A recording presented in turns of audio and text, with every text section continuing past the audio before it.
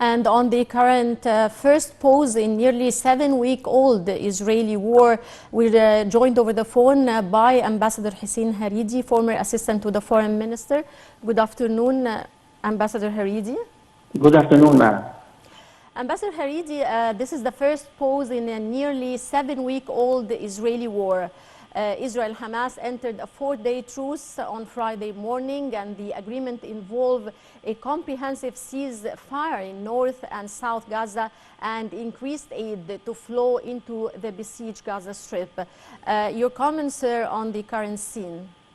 Well, it's the result, the fruit of 5 or 6 weeks of difficult negotiations and mediation between Egypt, Qatar, and the United States, Hamas, and Israel.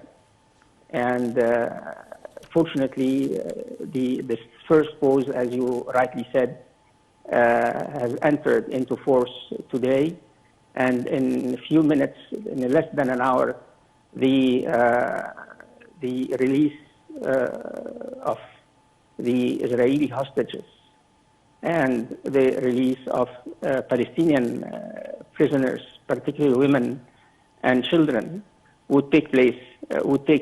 And once this happens, then I guess the world would breathe a sigh of relief that after 6 weeks of intensive bombardment on an innocent people, on Israeli bombardment on the innocent Palestinians in the Gaza Strip, today we'll see maybe a glimmer of hope that this pause, this humanitarian truce or humanitarian pause, won't be the first, but it would be the beginning of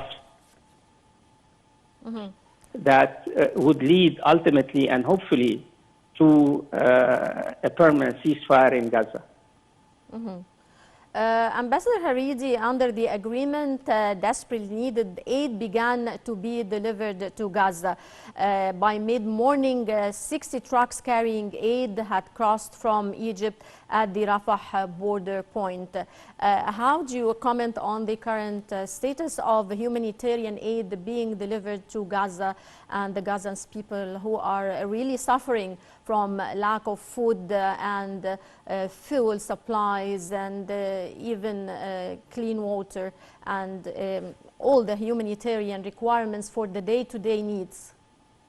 Well, I believe that one of the items of the agreement that led to this pause is, of course, to increase the number of trucks carrying aid to Gaza through the Rafah crossing. Now the talk is about 100 trucks every day, and this is, of course, is a substantial increase compared to what we have seen in previously. But still, this is far short of what the Palestinians in Gaza really need, and that's a point that President Sisi underlined this morning during the joint press conference with the visiting Spanish Prime Minister and the Belgian Prime Minister. And I guess this is not only an Egyptian demand, but I guess the international community is looking forward to increasing the number of aid, the number of trucks that enter the Rafah crossing every day. Right. Ambassador Hareedy, President Sisi held a tripartite conference today, talks with Spanish Prime Minister Pedro Sanchez and Belgian Prime Minister Alexander De Croo regarding the latest taking place in Gaza Strip. How do you see the significance of coordination and negotiation with the different countries around the world to rally support for the Palestinian cause? Well, as we have, we all have followed the joint press conference this morning in Cairo, and of course, both the visiting prime ministers have saluted and have expressed their appreciation for Egyptian effort. particularly the Belgian Prime Minister, when he addressed special thanks, personal thanks to President al-Sisi, because we have facilitated to free almost 90 Belgian citizens from Gaza that went through the Rafah crossing. So I guess there is, generally speaking, internationally, there is appreciation for the Egyptian efforts since day one of this Israeli aggression. Right. Well, sir, talking more about the role of Egypt in the current escalation and the current situation taking place in Gaza, President Sisi addressed attendees at a conference yesterday, Long Live Egypt, Palestine. He said that the Arab region was facing difficult challenges and serious escalation in the Palestinian cause, affirming that Egypt had exerted utmost efforts in supporting the Palestinians and intensified communications with its regional and international partners during the past days. How do you comment on Egypt's efforts with this in this regard? Well, definitely, as I said earlier, Madam, Egypt from day one, back in October 7th, has really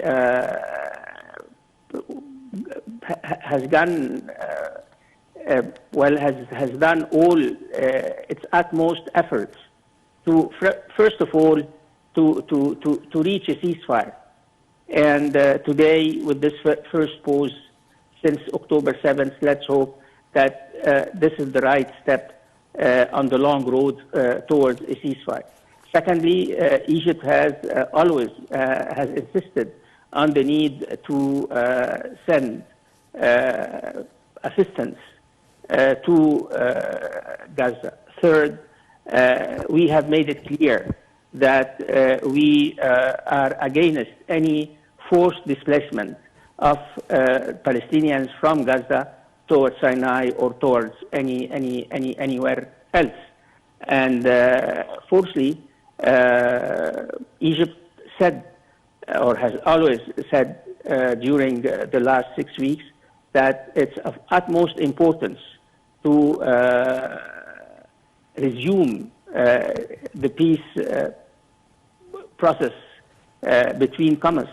And today, President Sisi said that we need to think about a new peace process in the Middle East, and he suggested the establishment of Palestinian state and to accept the Palestinian state, an independent Palestinian state, as the new member in the United Nations. Right. Well, I would like to thank you very much, Ambassador Hussien Hareedy, former assistant to the Foreign Minister. Many thanks for your insights, sir.